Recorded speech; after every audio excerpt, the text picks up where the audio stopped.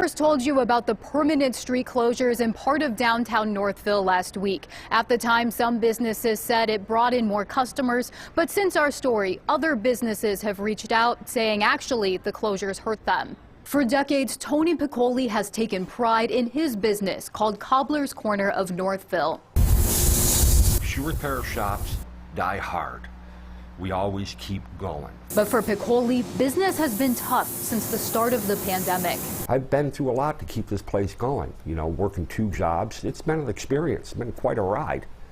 Not a very fun one. Now Piccoli says he works 2 jobs to make ends meet because of these street closures just outside his downtown business. My customers are having a very difficult time coming in here. They have a very difficult time finding a park. Last week, Northville City Council voted to keep parts of Main and Center Streets closed year-round. The city initially created the social district to help restaurants with outdoor dining at the start of the pandemic. But Piccoli says his customers are now frustrated.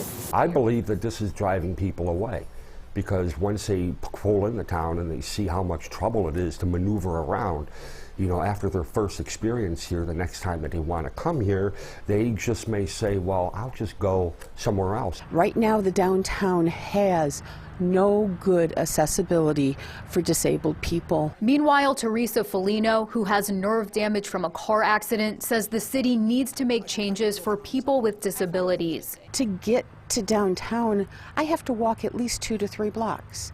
When you're in pain with every step that you take, that's difficult. So you avoid those situations unless you absolutely have to. We brought the concerns to 2 city councilmen. As part of the decision why you wanted to go permanent closures is that you can do some restriping in some areas. You can create drop-off lanes that used to be right turn lanes.